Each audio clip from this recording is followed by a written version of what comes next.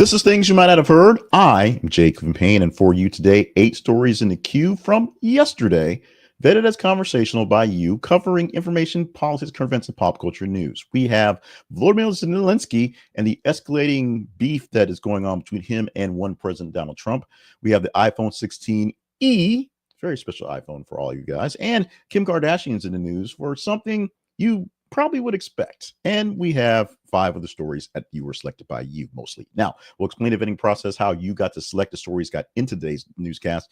But let's remind you right now that you can find out all you want to know about us, the Conversation Project, at our website. This is theconversationproject.com, and more information about us can be found by just talking to me, chatting me, if you will, via the email machine. Go to your Google machine, email us at the conversation inbox at gmail.com, and we will chat if you want to chat. Comments, complaints, concerns, all those things at the website or in the email to go back and forth with us. Now, today happens to be February the 20th, 2025. I guess this is day 2, maybe 3 of our polar vortex here in Arkansas, where the streets are clearing up. They're still not good enough for us to drive on. So we still have another day sitting at the house, getting work done, still working a full 8-10 hours here for all of us here, including schoolwork. So it's going on there. Hopefully you're having a polar vortex than we are. If you are, let me know. If you're not, let me know. We can chat on that going. But we have to get into the stories for today, which for people who aren't polar vortexing, some of them not doing so great. Let's start off with Volodymyr Zelensky. Our number one story headline reads, Trump calls Zelensky a dictator after Ukraine leader accuses him of spreading disinformation. Now, this is not Drake and Kendrick Lamar. This is a bit more serious. This has lives that have already been on the line and lives going forward and resources that are going to go forward in future of nations and people around the world. And it seems like one little country seems to be the instigator per Donald Trump.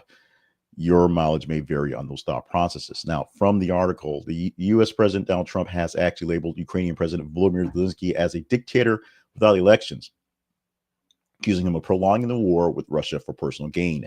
The statement follows Zelensky's assertion that Trump is ensnarled in Russian disinformation. The exchange has intensified concerns about the deteriorating relationship between the two nations. I'm going to go off script here and sort of kind of give you what's going on. So bear with me if it seems a little bit rambly, because I'm pulling it from knowledge, not from what's written, because it's a narrative that is what you would expect from any sort of political drama on TV, but it's playing out in real time. And if you have trouble picking sides, there are reasons for that. Now, when Donald Trump was going to be made president, pretty much it was assumed he was going to be president. He assumed what happened, and then he won the election by more votes, not quite a landslide. Everyone basically started to play nice with Donald Trump. And now that he's 33 days into it, people are starting to wonder why they played nice, because they're seeing the same old thing from last time. Someone who was a bit petty, a bit overreaching, and essentially no one's really sure why he's grabbing for power, except for it's there. Now, he has started negotiations with Russia for the ceasefire with Russia and Ukraine. They've not invited Ukraine to be there. They've not invited Europe to be there, but they're telling Europe they're going to have to pay for it, but whatever he decides. He's also trying to get half the mineral rights for the entire state of Ukraine to pay for what was going on. And now the escalation is going even bigger. Zelensky, who's been extremely diplomatic, weirdly enough, in the cases of what's going on here, all of a sudden still being diplomatic, saying that Donald Trump, he has great respect for him, but wonders why he's locked into this disinformation parallel universe and saying these things. Because when you listen to Donald Trump, he is speaking Russian talking points. In fact, the last batch, the elections without a president without elections was because the actual elections that should happen last spring got postponed because Ukraine's in a war. Also, the fact that implying that Ukraine basically started this, which is kind of odd, that Ukraine would have asked Russia to come in and literally shoot them in the face and just let them stick around and keep it going, is also a bit on the nutty side. So there's that. If you have listened to me before and you're about to turn me off in a moment because you don't like what I'm saying about Donald Trump, that's just kind of where I'm going. We try to play pretty straight balls and strikes what's going on, but you do get the opinion as people with eyes will see this is what's happening, process it, digest it. There are many things about this that doesn't make any sense in this conflict. This is a conflict between Zelensky and Trump because Trump's really big at trying to make a deal as fast as possible with a strong man who used to run the KGB, who made it so he can make himself president for life, who is an oligarch of oligarchs, and is basically the crime boss of the world. And we, as the sort of police of the world, or as the shining beacon on the hill that people were supposed to be aspiring to, are doing what we can to ingratiate ourselves with him, to be with Russia. In fact, pushing away all of our friends because this cute girl over here, who's kind of on the naughty side, is giving us the wink and eye nod. So we're kind of going that in, to the point that we're literally throwing some other person under the bus, Ukraine under the bus, to give them away to this other entity. That's what's really happening. That's what's actually happening right here. When you don't invite the person who was attacked in part of the negotiations for the ceasefire for them to stop being attacked, then you have issues. You, at least if they were actually instigating, you have to call them to the carpet on it. In fact, there's nothing happening here. And we're going to take half their mineral rights and make some other people pay for the cleanup. This is not the art of the deal. This is just a bad deal. And why we get to make it, I'm not exactly sure. Why this guy gets to make deals, I'm exactly sure why, because it's pretty obvious. But we are going to have a pause or postponement on what's going to happen about the deal we believe is being made. The judge postponed the ruling on dismissing corruption cases for New York City Mayor Eric Adams. The federal judge in Manhattan has postponed this ruling because the Department of Justice is requesting to kill this so that Mayor Eric Adams can work with the Trump administration, dealing with terrorism, dealing with immigrants, dealing with things like that. But some of the things just aren't mathing. Judge Dale E. Ho stated that he would like to take a little time to carefully review the unusual situation before making a decision. He's basically saying something's going to come down quickly, but he needs a pause what's happening. Because essentially what's happened is, if 7 people decide to quit instead of doing the job they were asked to do, then there's something there. There's something to be looked at and discussed. Now, the acting attorney general, Emerald Bove, argued that the prosecution is interfering with Mayor Adams' ability to govern effectively. That's the prosecution of him for corruption, things like that. So if he gets that prosecution gone, the case is gone, he can get back to work. Although Bove was also asked if the police chief or some other agency had some investigation over them, would you expect them to go to work and get stuff done while being investigated? And he said, well, no, because they can't get any work done, which has the judge sort of having to look at this thing over. We're going to see what happens going forward. This all began when they were directed, that was New York City was directed to drop these charges, and the acting U.S. attorney Daniel Sassoon in the area resigned, and 6 other people down the line did as well, instead of actually doing the job. So the job has not actually been done. The case is still out there. Someone has to actually show up in court and say, we dropped the charges. The new guy, Bove, is trying to get that done now. The problem is the judge is not quite going along with it. Adams denies any wrongdoing in total, basically no dealings with Turkey, no bad dealings at all. This thing's not gone yet. We'll see the political ramifications come through soon. There were many issues with the Doge stuff going on and the firings. I've been watching the news for the past couple of days, and CNN has been parading like folks. MSNBC has as well, but CNN is parading people every other hour. Being at home, being able to sit and have work at my home PC with my TV running as loud as I want to, because I don't worry about disturbing anybody in the office, has been a boon to kind of information stuff, to kind of get quick information. But I have watched as various members come on and literally go into tears talking about the experience they had getting fired, getting an email out of no place, their bosses not knowing what was happening, not knowing exactly how many people were fired, and the situations where people are going through. Especially many of the folks that have been talked about were veterans, people who got out of the service recently, got a job into civil service, working for the government, looking to continue their service to the country. And because their time has ran out, or time had not hit yet, they're gone. In fact, there's one story a person told about another person they worked with who was actually a senior person, but actually finally got shifted to a different position, the dream job in the organization, but was on probation again because in that new position, They got released even though they had seniority and they had plenty of time and stuff served. Now, this one directly is something going along the lines of people getting fired and then people realizing, oh, we kind of need these folks who did some work done. How do we get them back? Very quickly, since I ramble about people losing their jobs, the USDA actually admitted this is the first time someone actually said, "Oh, we did something wrong." Actually, not true. For the Energy Department, when they tried to rehire back those nuclear scientists, they, I guess, had to say they were wrong about it. The USDA is saying the same thing about bird flu experts, and now they're trying to rehire them back. How hard is it to rehire people in these situations?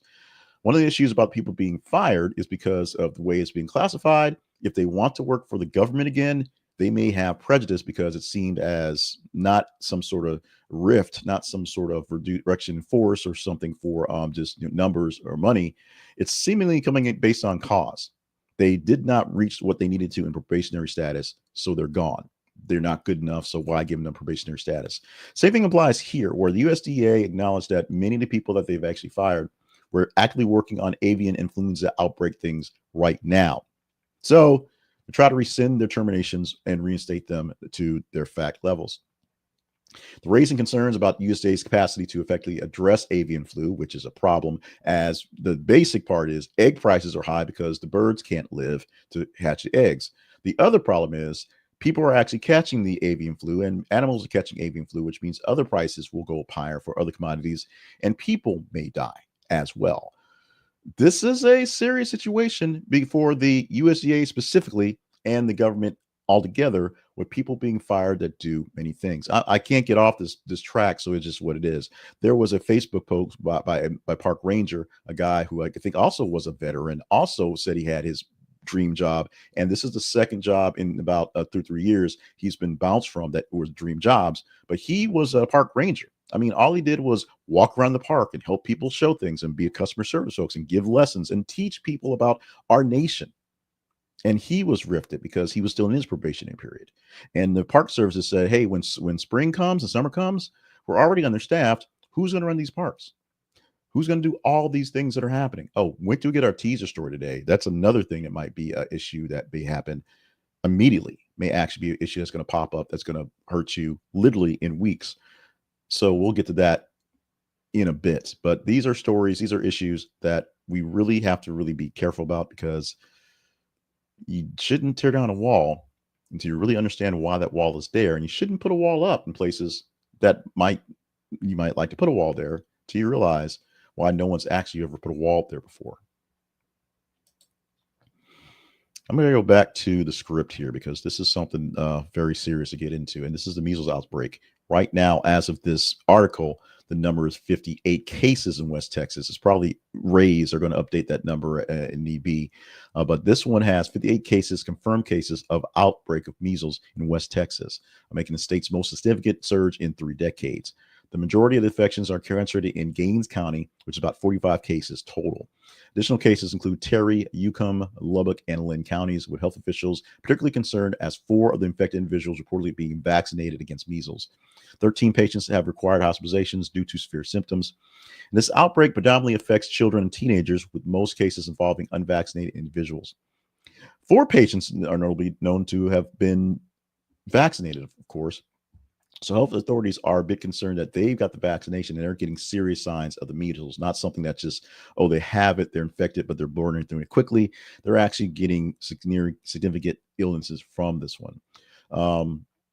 Affected population includes members of the Mennonite community, which would say vaccination rates would be low there, but it had to get there from somewhere, and that's where people are a bit worried about what's going on. The outbreak is extended beyond Texas, of course. There's people in New Mexico as well, a lot of people watching there as well. The Texas Department of State of Health Services collaborating with local authorities to investigate all outbreaks of the measles.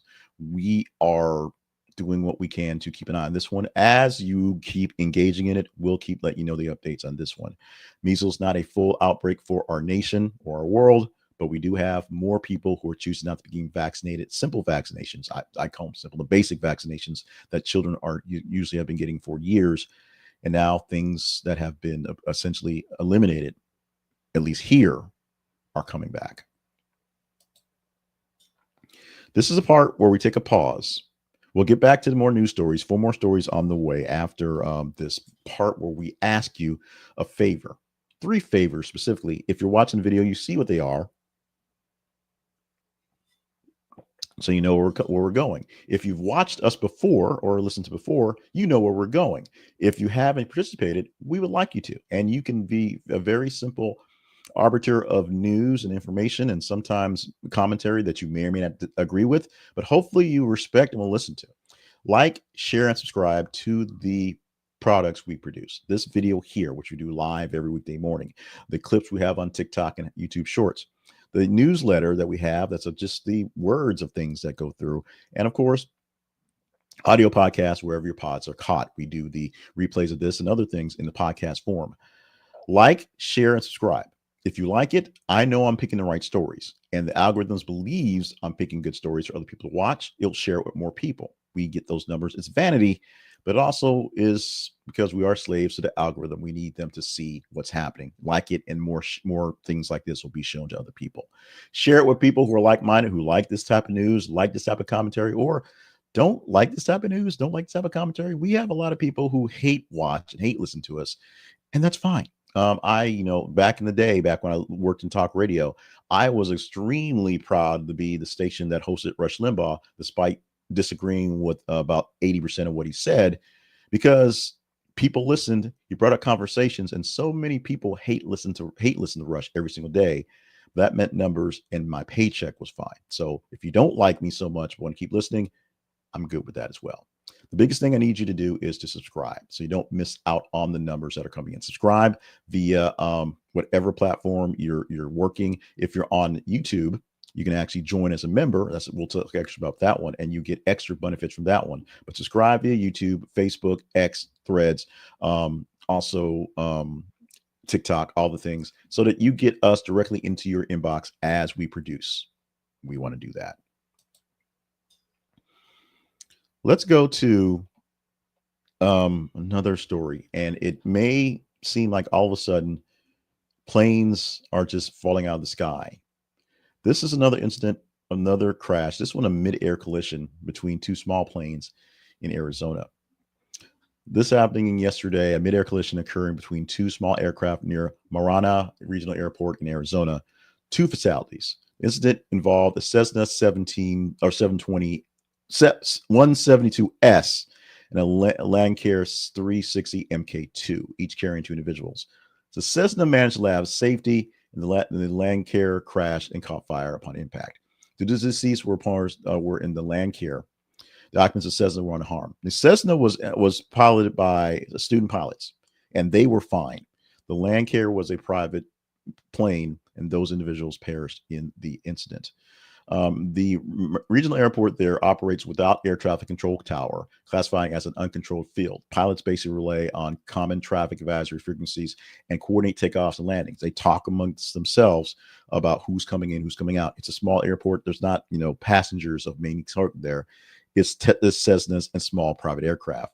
The absence of centralized air traffic control necessitated heightened situation awareness and communication among pilots to prevent incidents like this one. NTSB and FAA are on the scene to take a look at what's going on, check out factors including flight paths, communication, and maintenance records for the planes, determine the actual cause of the accidents. It will take time to figure this out. So just like everything else, it's not an instant fix. You must take time to actually investigate, but going forward, we will see. This has been a growing series of incidents across North America. I say North America because we have to add Toronto to the list. Washington, D.C., Philadelphia, Alaska, Scottsdale, and of course, Toronto. This is a lot of events in the span of essentially 10 days. Normally, the skies are much, much safer. We talk about how the chances of getting in a car crash are so much bigger than getting in an incident on a runway on a plane. But lately, even though it seems like they're all over the place, the numbers still statistically are still pretty low for any actual incident. So safety in flying is still there, even if we're a bit paranoid about some of the safety in flying lately. A much quicker update to the story on Andrew Lester than we believe we'd have to do, but the shooter of young Ralph Carl is dead, and he died just days after he pled guilty to the shooting of young Ralph Carl. The 86-year-old Missouri man who recently pleaded guilty to second-degree assault for shooting a teenager has died while awaiting for his sentencing. Lester admitted to shooting Yarl, who mistakenly rang his doorbell back in April 2023, looking for a sibling to pick up, and he shot him through the door. National attention, sparking discussion on race and gun violence. Um, Basically, he was old, he was not in well health, and this was something that was determined to happen. And so he's not going to face sentencing. I guess, not to be grim about it, he has an ultimate testimony to give if you believe in those things. But the Yarl family is kind of in grief because they're losing their actual they lost the chance to actually get actual justice to the issue. The boy was shot through a door because a man was scared and didn't take the time to just survey the situation. Someone knocked, saw it was the wrong place, and could have walked away. And the man just did this. And now there is no justice to the actual action. He did plead guilty, so to get a lesser sentence. They're all talking right now about whether he'd get 4 or 5 years for an old man in ill health. It would be essentially a death sentence. But he has passed away before the sentence has happened. The family for Mr. Lester, we of course grieve for them as they've lost a member of their family, going forward, and so those issues are there as well. But it's a world where things just aren't making sense right now. And while it was not exactly the nicest, fairest thing to do to see what to do for sentencing for Mr. Lester, there needed to be an ending, a resolution. He needed to be sentenced. Needed to be something to put some ending on it. They could have sentenced him and not sent him to jail. They could have did something like that to just put it on the books. Donald Trump had all his convictions left on the books without any sort of jail time or very little actual punishment, except for the sexual assault case, which is also still in the books as a sexual assault. But there's nothing here. I'm at a loss on how to really go into this. The actual write-up for this one was extremely short because there really much ado in this one. He pled guilty. We're waiting sentence. He's passed away. We will have questions to go along with this one going forward. We are giving all the love we can and prayers and hopefully a final sort of peace for Mr. Lester. What's happening? We understand the grief that the Yarl family has for not getting a full answer to what should be a chance for them to get their own retribution in a sense. But now let's think happy thoughts. Happy thoughts. Happy thoughts. The iPhone 16e is here or about to be here, unveiled by Apple for a budget-friendly phone for all that still has the cool new AI capabilities going forward. It introduced at the friendly price of $599. That's a good price for a phone. The model aims to make advanced technology more accessible to a broader audience. It's equipped with Apple's A18 chip, features Apple Intelligence, the company's personal AI system. The integration offers users enhanced functionalities, text summarization, audio processing, and on-the-fly emoji creation. That sounds fun. These capabilities, or capabilities, if you will, were previously exclusive to higher-end models. You pay the big money for the pluses and the big ones, and you get all these things. Now, in a budget-friendly phone, all the cool gadgets for AI is there. AI is becoming more ubiquitous, not cheaper because it still costs, a month's worth of mortgage to run my ChatGPT every month going forward. But so there's that. But departing from traditional designs as well, the home button is gone. There's a 6.1-inch Super Retina XLD OLED display with Face ID for secure authorization. There you go. Has the C port for USB as opposed to the Lightning port because everything's going standard these days. And a 48-megapixel fusion camera with 2x photo lens catering to photography enthusiasts. You can be on the more economical size and still get great pictures as well. Also, Apple's first in-house developed 5G modem, the C1 chip. The development reduces reliance on third-party suppliers and aims to enhance connectivity performances. Pre-orders are up beginning on the 21st. That's tomorrow as I report this. And they should be available in stores or by being mailed to you out by the 28th, by the end of the month. Analysts view this release as a strategic move to expand the Apple's market share by offering premium features to more accessible price point. Now, this may be what takes you away from having the green chat bubbles in your little messaging thing. Having a cheaper iPhone with the cooler things may be the thing to convince your Android users to bounce away from their Androids because they don't want to spend so much money buy, a house just to talk on the phone and send emojis to people and just, keep on group chats. This may be what you need to do to convince folks to get off that one. For me, no. And finally, speaking of synergy and speaking of businesses, Nike is partnering with Kim Kardashian, her Skims brand, to expand in the sportswear line. Now, this is a big deal. Announcing the partnership with the shapewear brand and launched a new women's activewear called Nike Skims. This collaboration aims to merge Nike's expertise in sports innovation with Skims' focus on body positivity and inclusivity. The collection will feature training apparel, footwear, and accessories designed to meet the unique needs of women athletes. The first release is scheduled for this spring in the United States, global expansion in 2026. This move is strategic, as we said, strengthening the presence of women's activewear in the market for Nike and aiming to actually compete for them with Lululemon and Alo Yoga. And by partnering with Skims, they already have a broad appeal with the Kardashian as a brand, and there's already the functional, Skims out there already. So it's something people already know. They already support it to the fact, and having that nice, pretty spokesperson helps as well. The lighthearted exchange between Kim Kardashian and her mother Kris in some photos and some videos and things to promote the activewear brand has been used to push this thing out. So you can find it on shelves right now, going back and forth with what's happening. So check it out. If you're into Skims, if you're looking for something to make you feel a little bit better while you're doing your workouts, Nike Skims partnership is a strategic move to innovate and expand the competitive women's activewear market. And you can see more great stuff, as this will not be the closing salvo. I'm sure those other brands such as Lululemon will find us a couple ways to try to combat the loss of market share they're going to get when Skims comes to shelves soon. We wrapped up the actual headlines. I call them the active headlines because these are the active headlines that we actually discussed. Now, the soon to be active headlines, these are stories that are in the mix, in the wind, ready for you to engage in, to let us know what are good. Now, the teaser section, we're teasing this story and telling you how you can get in on the work for getting stories in here. And this is, yes, a callback to the earlier story for the layoffs, talking specifically about avian flu experts and layoffs in general for the government via DOGE. This is another one happening that, or maybe happening today. There's rumor and innuendo. Sources tell us that 6,700 employees will be laid off from the IRS today. Now, we've heard rumors and rumblings about various layoffs in various departments, and the IRS has not missed out on this stuff. But as tax season is picking up, the IRS is getting rid of 6,700 people, supposedly, today.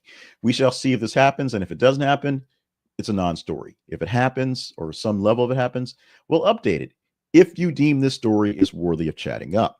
Now, it's very simple. You engage in the stories we produce for you in our feeds. We overproduce. We copy and paste them. We don't produce the stories. We're an aggregator. We're not an actual source of information. We don't go out there and hit the beats and put the shoe leather. We just skim the internet for links from various websites and let you tell us what to talk about. And it's simple. You tell us to talk about it by engaging in the stories on our links on Facebook and X. Facebook and X, the more you engage, the better score you get. We can tell who's watching what, who's reading what, who's talking about what, and we'll talk about it here, most likely. X.com/th_conversation, Facebook.com/This Is Conversation Project. Every 50 minutes or so, we post news articles from various sources. This one, as we're doing this live at 6 a.m., we start this at 5:30 a.m. Central Time every weekday morning. It's a little after 6, so this one's going to go live in probably about an hour or so from the way we've got things posted. We have a lot of things queued up today because of a very busy day expected. So this one's going to be up there. If you're watching the replay, it's probably there. You may have to go look for it. But this story is one we can talk about if you deem it worthy. If you think a story is worthy and we don't talk about it, you can email me and can complain, essentially. We'll pick for tomorrow 8 stories from the top 15 of the 30 or so stories we'll get throughout this day and have them for you for a Friday edition of the show. Now, we are not talking, oddly enough, about Egypt's plan to develop the Gaza Strip, which is going to compete with Trump's plan to develop the Gaza Strip But the big reason Egypt's doing it is because they want the Palestinians to stay there, not go to Egypt and rent it out to tourists.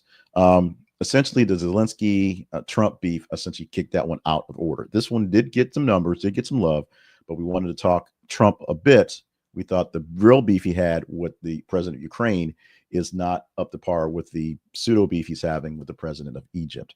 So we paused on that one. But if you want to make sure that your stories are engaging, make sure that they're engaging. Engage with them. You want to make sure your story is covered.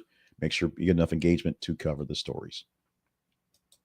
Our spotlight sponsor for today is Robinhood, and we're going to go very quickly, mercifully, because we're running late, very late on time today. But Robinhood is doing a lot to keep up with the marketplace that is your investments. Robinhood has this great new dashboard system, just like the other bigger agencies that have lower tiered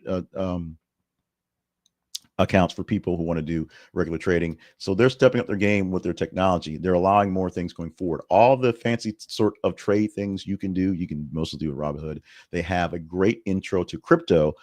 I'm not a big fan of it. I have invested some more crypto as the beginning of the administration started to keep an eye on it. It's not doing so great, but it's doing the way it always does. And I didn't buy it low enough. So that's essentially where I'm at. But I have my stocks. This is my playing around money, my stock money for other projects and things I can use to talk on that end. This is not my full retirement, but you can do retirement things here as well. They have new features for IRAs. The new dashboard helps you pick more better stocks and better rates for your savings as well, with all these things packaged into the Robinhood Gold. But for your financial future, if you're not into it yet, now's the time, and you can do it for extremely low cost. It's basically free if you just want to get a regular account. Amazon Gold costs more.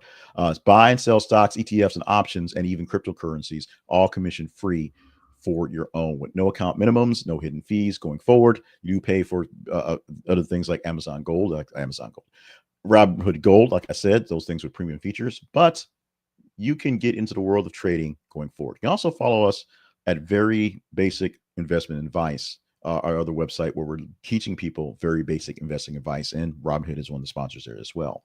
Now, remember, investments do have risk, and you can have a chance of losing a little or a lot of money going forward. And so what you put into it may not always come out on the positive side. Nothing is guaranteed here other than the interest rates in some of the savings accounts going forward. You can do that as well without having to put up any money. But to get the best of the investment world, it's easy to understand. The resources they have are great. And you can even trade fractional shares if something you want, like my Berkshire Hathaway, which costs tens of thousands of dollars. I have a good chunk of money in Berkshire Hathaway, but not a full share because I have fractional shares and I'm making big dividends off that, literally. So get your portfolio building started right now and get in Robinhood. And oh, by the way, not only will it not cost you anything to get started, they'll give you a free stock worth anywhere between $5 and $200. Something out there to get you a little edge onto your jumper investment. Check it out by using our link. It's a affiliate link, so we get a small commission. This is a conversationproject.com/Robinhood. This is a conversationproject.com/Robinhood. Get your investment on today. Conversation Project lives online at this is the conversationproject.com. It is Thursday. We're glad to have you here. We are glad to allow you to get your voice in to help shape the news that we cover. You literally help us cover the news by telling us what to cover. We can't do it without you. Follow us on our feeds and engage in the stories so you know what stories to talk about. If we're getting the wrong stories per you, email me or comment and let me know so we can do more looking towards other things that seem to be more engaging. Like I said, we take a big swath of stories that are rather engaging and we organize them in the ones we think will be the best for your narrative for the day.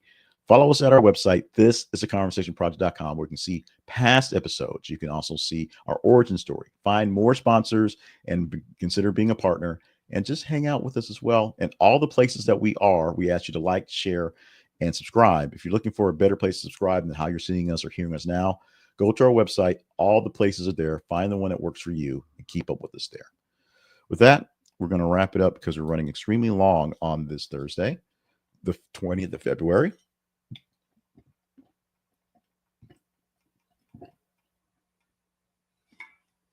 And that quick hydration break did not make it any easier because it made it an extra 30 seconds longer for pausing for effect, I guess. Thank you so much for being a part of the family. Thank you, news nerds out there everywhere, for enjoying the news and getting more news coverage because um,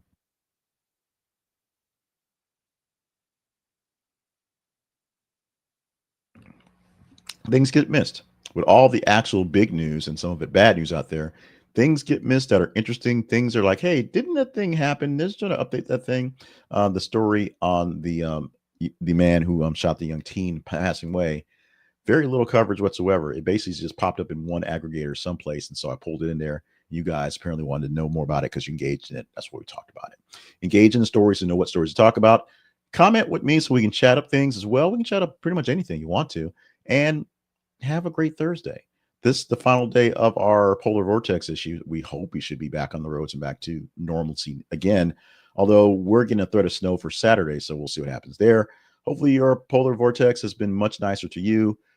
We will see you tomorrow with another edition of this year's show called Things You Might Not Have Heard.